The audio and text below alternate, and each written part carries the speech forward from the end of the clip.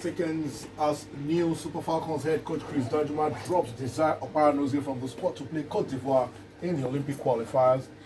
Manchester United and Arsenal split the points in a drab, disappointing draw on a wet night at Old Trafford. And Spurs host Bayern Munich in the pick of the bunch as UEFA Champions League returns for match day 2. My name is Deji Omotoyinbo. Welcome to Sports Express, brought to you by MTN. Listen up. Happy Independence Day, Nigeria, 59 and still counting. Welcome to Sports Express, brought to you by MTN on Nigeria's Independence Day.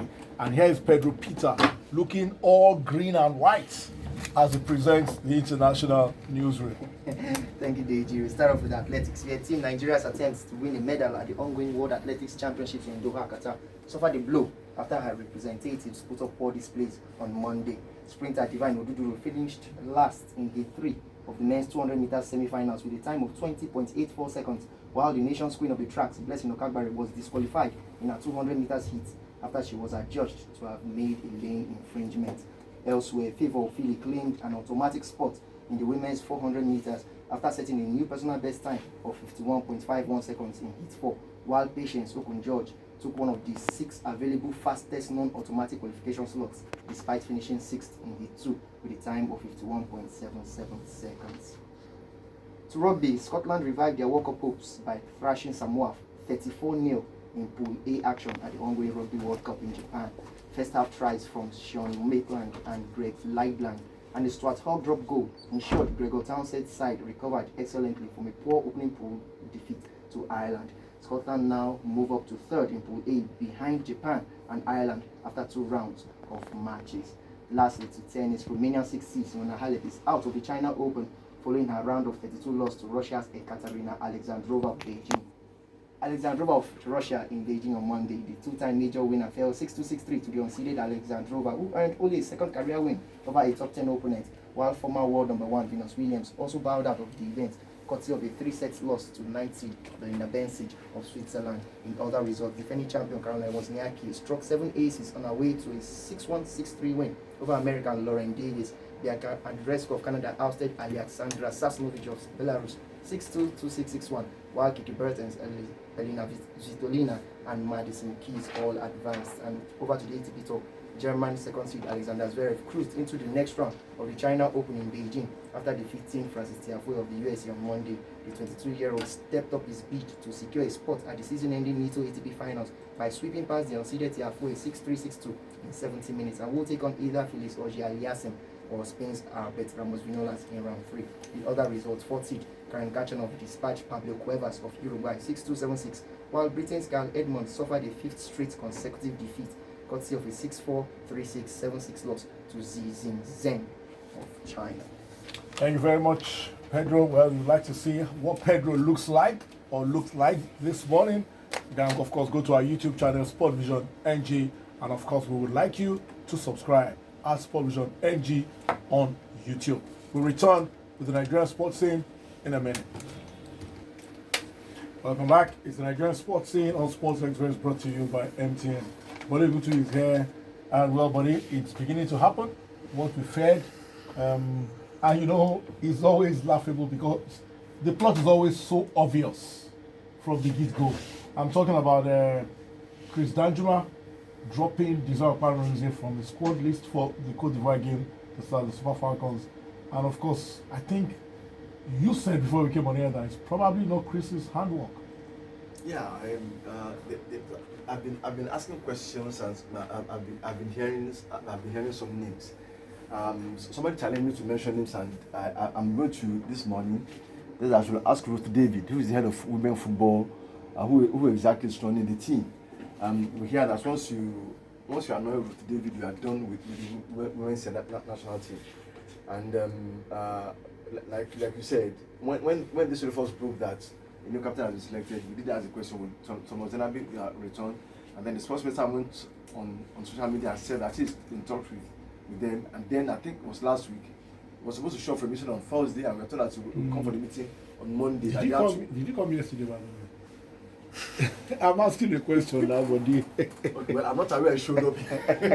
I'm not aware he was at the meeting yesterday, so we're now waiting for the next release where I didn't show up. Okay. But this is clear, DG, from what you're saying. Apparently, there's some decisions concerning the women national team that is not taken by the coaching crew. It's taken by somebody, maybe Ruth David and maybe somebody else. I'm still waiting to be corrected.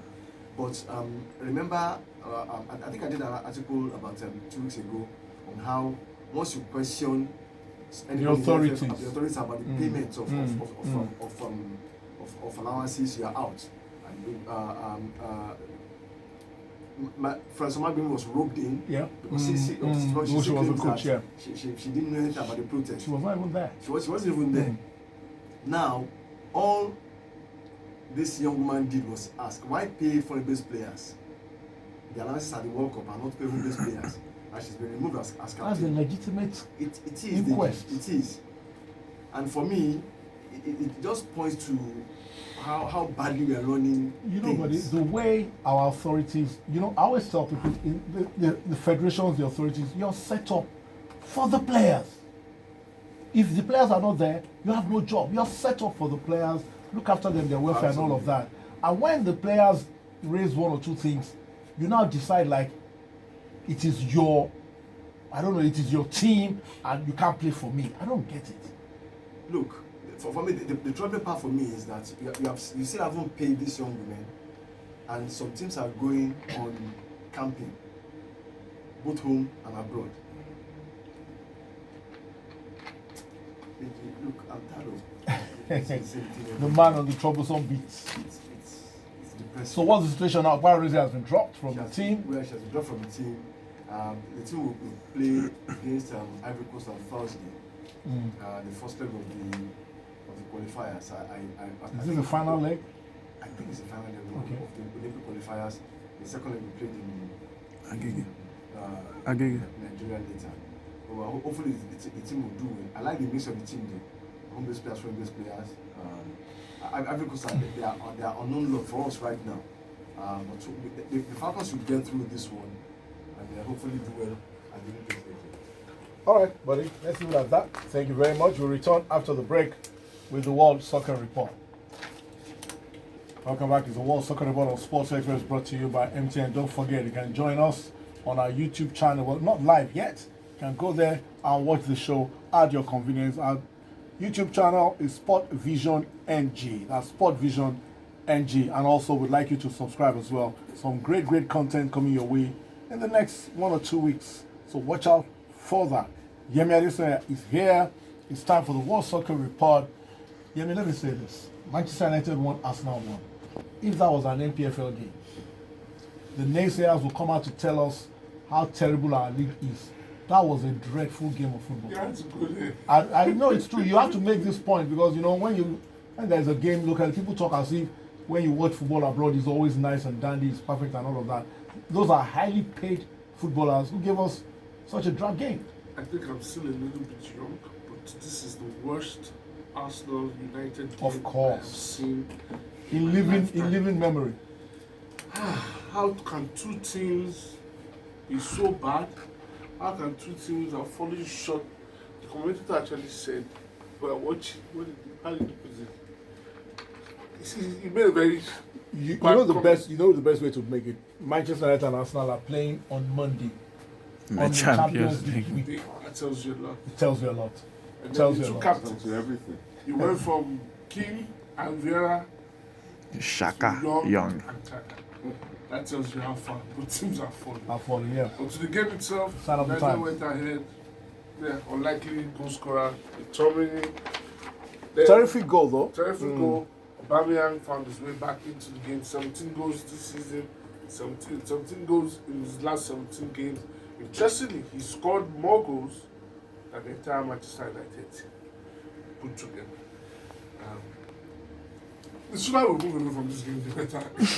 It was a bad game. Not much to talk about. All right, so definitely, I do not think in the Serie A, Parma defeated Torino 3-2. So definitely, I do not think any Man U Arsenal player will make Yemi's team of Never. team of the week. So let's hear you before we touch on a couple of Champions League games coming up tonight. Team of the week this week is the 4-3-3 formation. In goal is Jesse Molin of Saint Etienne. At right back is Matt Doherty of Wolverhampton Wanderers, who had a goal scoring weekend. At left back is João Firpo of Barcelona. Centre back is Derek Boyata of Hertha Berlin. Really solid performance in central defence. As they won away to Cologne, he's joined by Virgil van Dijk of Liverpool, who was at the end of Liverpool's solid defence as they fought out just a 1-0 away to Sheffield United. In central midfield, we have Philippe Coutinho of Bayern Munich, who is finding form gradually in Germany.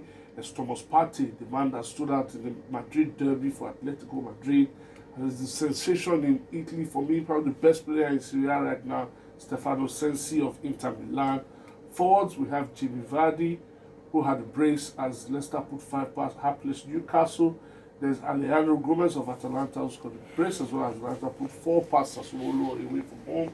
And of course, our own Samuel Chukwueze, who came off the bench to good effect for Villarreal and to put 5 past Real Betis. And my manager of the week is none other than 7 out of 7 in the Premier League, Jurgen Klopp. For once, I'll quarrel with you. Wilfred indeed. It was hard for me to Leave him take out. out Wilfred. Why? Because I think Coutinho has shown that if he's in a much more stable environment, Okay. he can thrive. Okay. He will find his way. And I also didn't want people to say, "Oh God, I have To two Nigeria. Nigerians." Okay, I get that. So go to at Yemi TM442 or Sport Vision NG to pass your comments. And of course, like I said, go to our YouTube channel, Sport Vision NG, for more on all of that. All right, let's go to the Champions League. 8 games to be played tonight. It's not 24. Not Thursday. Let me quickly run through. Real Madrid play Club Brugge and Galatasaray host PSG in Group A. In Group B, Tottenham Bayern as the pick of the bunch, I think, and Red Star play Olympiacos in Group B. In Group C is Man City against Dynamo Zagreb. Atalanta lost terribly in their first game. They'll try to bounce back against Shakhtar Donetsk. And in Group D, Juventus host Leverkusen, Lokomotiv play Atletico. We have time to talk about only one game, and of course the pick of the bunch, Spurs against Bayern in London. Coutinho has a good, I think, has a decent record against Spurs. Has an opportunity to come back to Milan to show what he's won. Now, these are two teams that are at the end of different ends of the spectrum. Bayern have only dropped points in one game this season, and that was against RB Leipzig. Spurs, on the other hand, have stuttered a lot lately. However, both got victories over the weekend. They had to fight back. Spurs had to play with 10 men for about 60 minutes in the game, but got a result. Bayern looked like a well-drilled team with the creativity that Coutinho gives them, and also Ivan Perisic with the width that he offers. But Tottenham at home on the Champions League night have also found ways to be difficult to break down, to beat. But I think overall, quality that Bayern has puts them in a good state to win, but something tells me we might have a high scoring draw in this one. Okay, we shall see. Thank you very much, Yemi. That's our show for today. Best of the rest is from NFL, American footballs, if you like. Oakland Raiders linebacker Vontaze Burfict has been suspended for the remainder of the NFL season following a helmet-to-helmet hit on Indianapolis Colts Jack Doyle last weekend. The incident occurred in the second quarter, and the ban means that Burfict will miss the final 12 games of the campaign and any possible playoff game.